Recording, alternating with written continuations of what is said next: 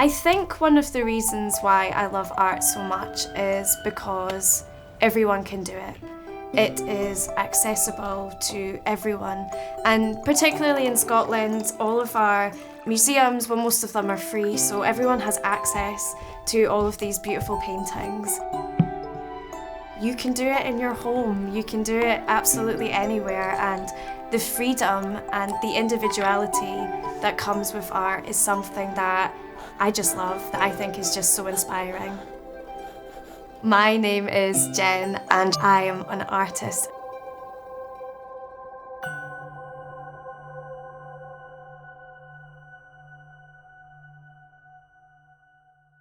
I started art probably about 5 years ago, and what brought me to that point was I had a mental breakdown.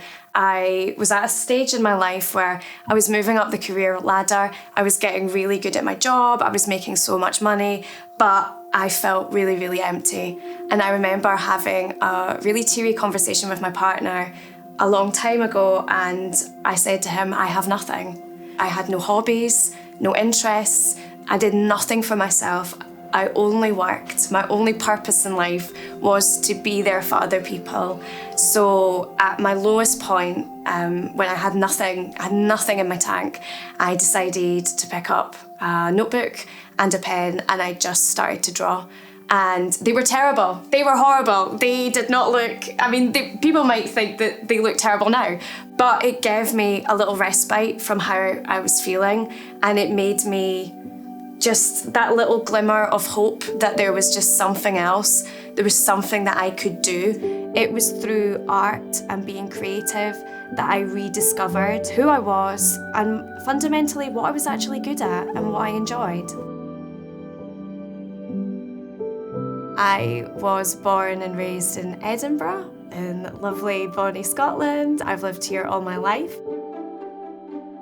Growing up in Edinburgh in the 90s was pretty fun. It was quite uninhibited. We were out in the streets at all times of the morning and the night. I lived near a big river and a forest, so I would spend most of my free time there with my friends, creating imaginary stories, and I really, really loved that. It was very special to me. I was very close to my grandma and granddad, I stayed with them quite a lot.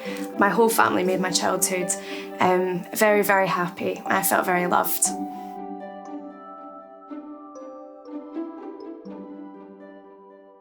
I began to feel aware of my mental health not being great probably in my early to mid-20s. I always knew that there was something there. I always felt very scared. I always felt very anxious. And I just thought that that's what everybody felt like. And as I approached my late 20s, those feelings just got bigger and bigger and bigger. And I remember very clearly that the catalyst to the breakdown was something so minor, and it just, like that, did something to me. I can't remember the next 2 months of that period because it's like my brain just exploded and I needed to stop. I thought that the reason I felt this way was because I hated where I lived, because Edinburgh was so bad that I had to move. And I moved to the Netherlands, and I did a master's that I didn't really want to do, but I thought it was all external things that were making me feel really down. I remember being in a lecture theatre and the light bulb moment came on when I realised, no, it's inside you. There's something wrong, you need help. And I would like to say that me going there was the moment that I decided to get everything in order and seek help, and it absolutely wasn't. I became more anxious, I didn't want to see my friends, I was working myself into the ground, I was reacting so wildly to things that didn't warrant huge reactions. So if somebody accidentally touched me or knocked me the wrong way, I would feel so upset. If plans got changed last minute, I just couldn't cope. I needed everything to be a certain way, otherwise it would scare me. I would be so scared. I'm scared of change, scared of moving on, doing anything different other than just sticking to my job, my career. And it really started to have an impact when I couldn't go out to see my friends. I had to keep cancelling plans because I just felt paralysed. My lowest moment was probably in the months after having the initial breakdown, and I was so broken that I wanted to die. And it's difficult to even say those words, let alone people hearing it, because everybody who knows me a certain way, funny, happy, taking the bull by the horns in life. But there was a point in my life that I just thought, if this is how I am going to feel for the rest of my life, I can't do this anymore. And if this doesn't work, I can still kill myself. And how horrible it is that any human should experience that thought, because it's a very consuming thought, actually. It doesn't just go away. It's not just a little phase. It's a very deep, dark feeling, and it's scary.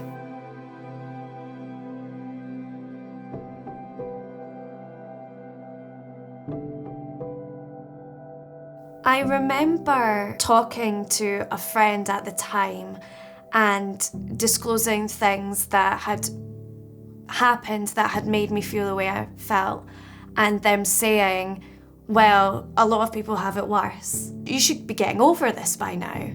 And in that moment, I felt so ashamed, I felt so small, and it just exacerbated that feeling and that frustration that I had towards myself. Like, why can't I just be happy? Why can't I get over it? And being invalidated, being mocked almost for feeling bad, it made me feel worse. And I'm glad that that person is no longer in my life, because that was just it's not right that anybody should do that to someone else. I did find the strength to go to the doctors.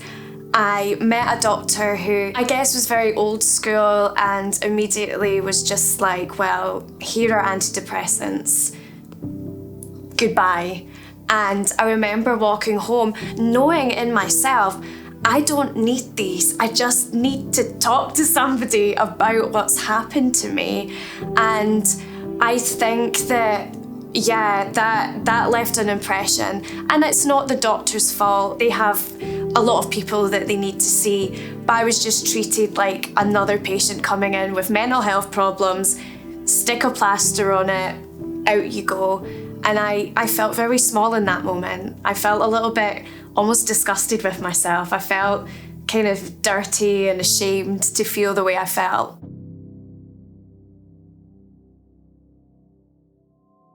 Everything comes from love. Most things come from love. And I recognise when people are trying to help me. And the best practice that people have extended towards me was just empathy and understanding. A lot of the time we feel that when we see somebody that's in dire need, that we need to give them our opinion on what they should do. And my friends and my loved ones knew very, very quickly that with all the best advice in the world was not going to help me. There were moments where I was just sitting curled up, silent, nobody judging me, nobody telling me to speak, nobody telling me to get over myself, them lying with me, them making me food, them forcing me to drink a cup of tea and have a thimbleful of food just to kind of keep me going, and just letting that process that they didn't understand, that neither of us understood what was going on, but just giving me the space to figure it out.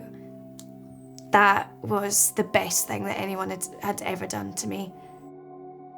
When somebody that you love is going through their own mental health crisis, It's such an individual experience that there is no quick solution, there is no easy way, and sometimes you do have to take a step back and just listen and be there and be that presence for that person, because giving advice, whilst it seems like it would help, it really doesn't. I wish it did. All the advice I've been given in my life, I wish I could have taken it on, but it doesn't work like that.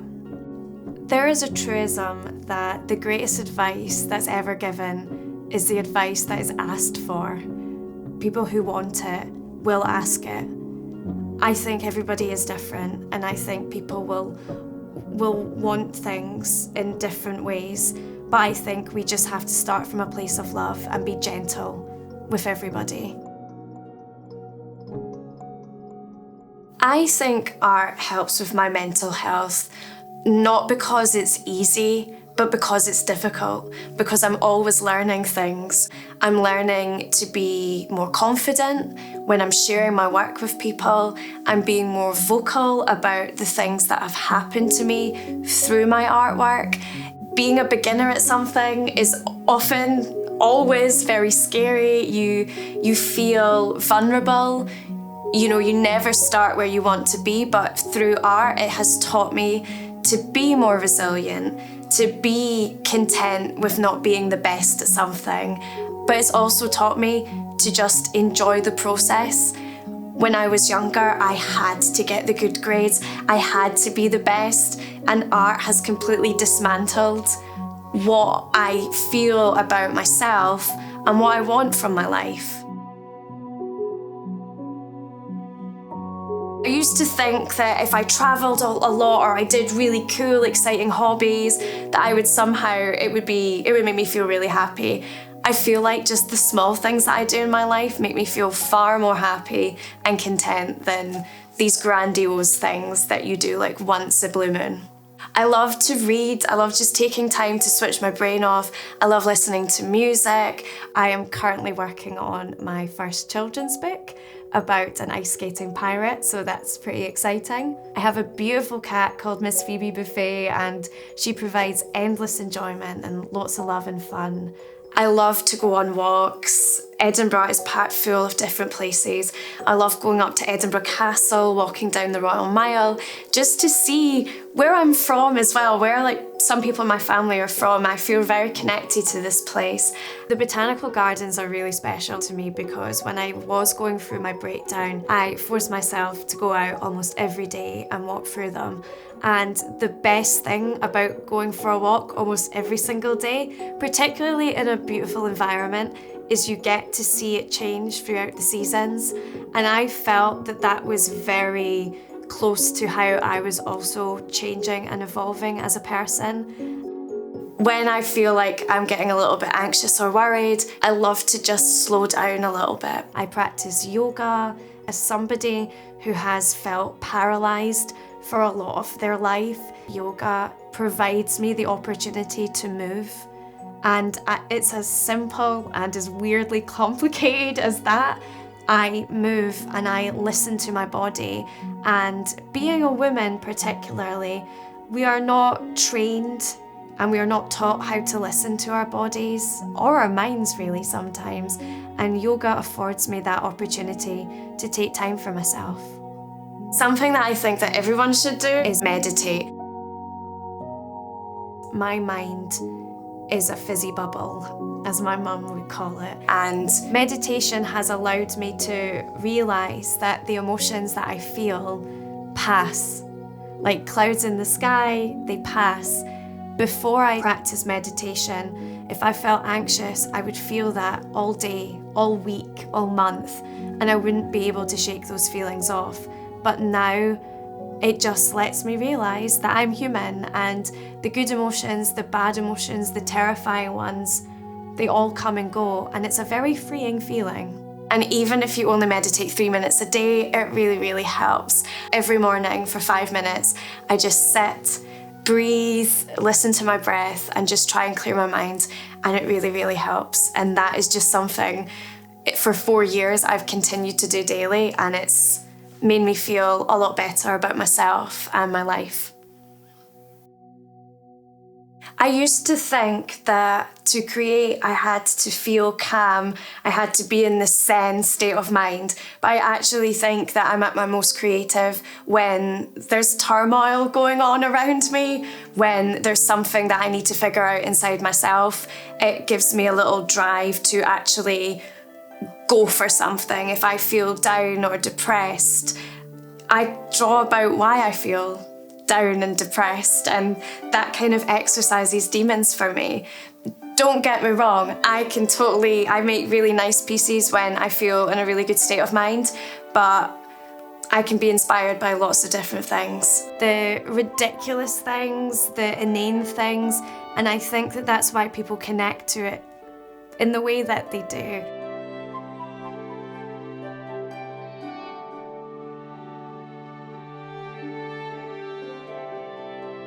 I think living in Edinburgh, the green spaces, the buildings, it feels like a fairy tale, and I have to pinch myself sometimes because I do live in a very beautiful place, and beauty does inspire me.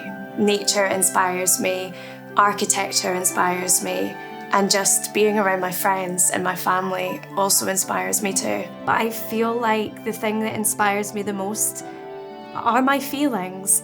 Whether that be calm, whether that be rage, whether that be anxiety, it all comes out when I get out my pencils and my paints. In that moment where I am drawing or painting, everything else around me kind of switches off. I concentrate on something else. I'm a very active person and I think a lot. I'm on the move a lot, I teach, I'm with children. It's very, very busy. It's almost meditative. There is quietness, there is stillness, and I am just one with the work that I'm doing, and it makes me feel really, really happy.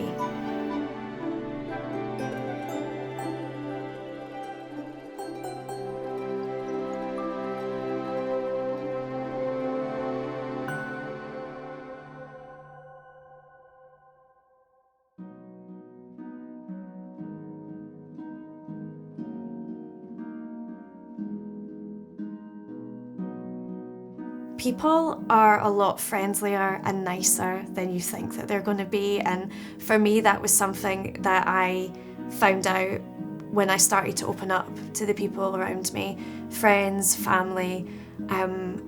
Just start talking because people will listen. Not everyone, you might lose some people along the way, but the majority of people will love and care, and even if they don't know what to do, by just getting it out and releasing that is so good for your soul. You don't deserve to have everything bottled in, quite honestly, because that sucks, and you don't deserve that.